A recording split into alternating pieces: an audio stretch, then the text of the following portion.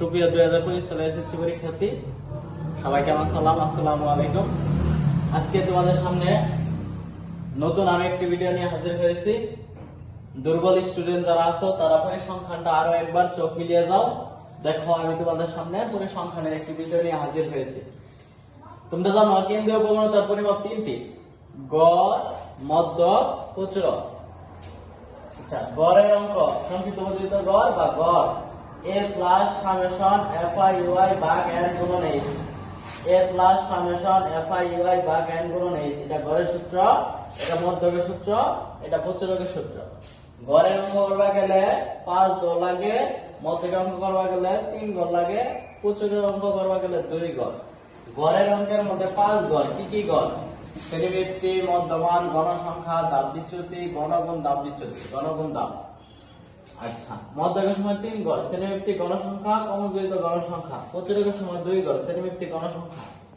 আচ্ছা, এখন আমি একটা এই যে গড়ের অঙ্ক করাইতেছি একটা উদ্দীপক দিয়ে যে গড় করব। আচ্ছা, গড়ের অঙ্কের সময় 5 গড় কি কি গড়? শ্রেণীবৃত্তি, মধ্যমান, গণসংখ্যা, দাব বিচ্যুতি, গণগুণ, দাব বিচ্যুতি। আচ্ছা, গড়ের সময় 5 গড়, 5 গড়ের মধ্যে 2টা গড় আমার পুরো গড় থাকবেই। শ্রেণীবৃত্তি আর গণসংখ্যা দিয়েই দিবে, শ্রেণীবৃত্তি আর গণসংখ্যা দিয়ে দিছে। আমার কাজ হচ্ছে মধ্যমান বের করা। মধ্যমান বের করার নিয়ম, এই দুইটারে যোগ করে 2 দিয়ে ভাগ। মধ্যমান বের করার নিয়ম, এই দুইটারে যোগ করে 2 দিয়ে ভাগ, এই দুইটারে যোগ করে 2 দিয়ে ভাগ করলে 23। পরে প্রথম কাজ করার পর 21 থেকে 25 ব্যবধান যত তত করে বাড়াই দিবা। 21 থেকে 25 ব্যবধান 5, তাহলে 5 করে বাড়াই 28, 33, 38, 43, 48। তো প্রথমটা বের করার নিয়ম, এই দুইটারে যোগ কইরা 2 দ্বারা ভাগ। যত বাড়বে ব্যবধান, এর থেকে ব্যবধান যত তত করে বাড়াই। পরে দাব বিচ্যুতি, মন মতো যে কোনো এক জায়গায় শূন্য বা গণসংখ্যা যে জায়গায় বেশি ওই জায়গায় শূন্য ধরবা, মন খুশি যে শূন্য ধরো। উপরে দিয়ে -1, -2, -3, নিচে দিয়ে +1, +2। আর যদি গড় থাকতো 3, 4 এমন করে হইতো। এখন এই জায়গায় গণসংখ্যা গুণ দাব বিচ্যুতি, তার প্লাসে মাইনাসে মাইনাস 3 10 30, প্লাসে মাইনাসে মাইনাস 7 দুগুণে 14, প্লাসে মাইনাসে মাইনাস 3 একে 3, 15 0 0, 9 একে 9, 6 দুগুণে 12।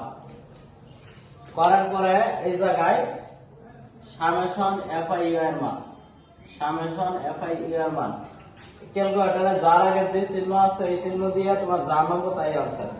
ক্যালকুলেটরে যার আগে যে চিহ্ন আছে, যেমন -30, -30, -14, -14, -3, শূন্যটা বাদ, +9, +12, -26 নামছে। যত নামবে ততই -26। আর গণসংখ্যা ব্যক্তি যোগ করো, এটা হবে n এর মান। গণসংখ্যা ব্যক্তি যোগ করো, এটা হবে n এর মান। 10 আর 7 17, 17 আর 3 20, 20 15 35, 35 আর 9 44, 44 আর 6 50, 50। তে গণসংখ্যা ব্যক্তি যোগ করে যেটা নাম্বার এটা হলো n এর মান। আর গণগুণ দাব বিচ্যুতি এটা ক্যালকুলেশন করে ক্যালকুলেটরে যার আগে যে চিহ্ন আছে এটা দিয়ে লিখে দাও, লিখে যায় লাস্টে যেটা নাম্বার ওটাই সামেশন fi এর মান। কিন্তু প্লাসও নামতে পারে, মাইনাসও নামতে পারে। আচ্ছা, গড়গুলা পূরণ করা শেষ, n এর মান বাই করা শেষ, সামেশন fi ui এর মান বাই করা শেষ। এখন সংক্ষিপ্ত পদ্ধতিতে গড় নির্ণয়ের সূত্র a plus summation fi ui ভাগ n গুণন h। এখন দেখো এটা হলো যেই গড়টারে শূন্য ধরবো ওই গড়ের মধ্যমান, এ হইলো যেই গড়টারে শূন্য ধরবো ওই গড়ের মধ্যমান। 38 এ হইলো যেই গড়টারে শূন্য ধরবো ওই গড়ের মধ্যমান। সামেশন fi এর মান -26, সামেশন fi এর মান -26। এন্ড হইতেছে গণসংখ্যা ব্যক্তি যোগ করে যত নামবে 50।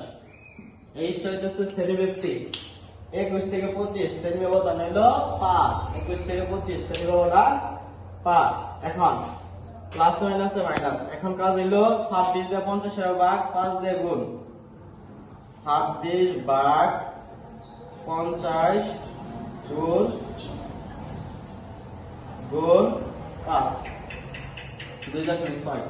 তাহলে 38 প্লাস মাইনাস মাইনাস 2.6 তাহলে 38 বিয়োগ 38 35.4 35.4 শেষ। এটাই সংক্ষিপ্ত পদ্ধতিতে গড়। তো পরবর্তী ক্লাস আমি মধ্যকার প্রচুর একটা ক্লাস নেব।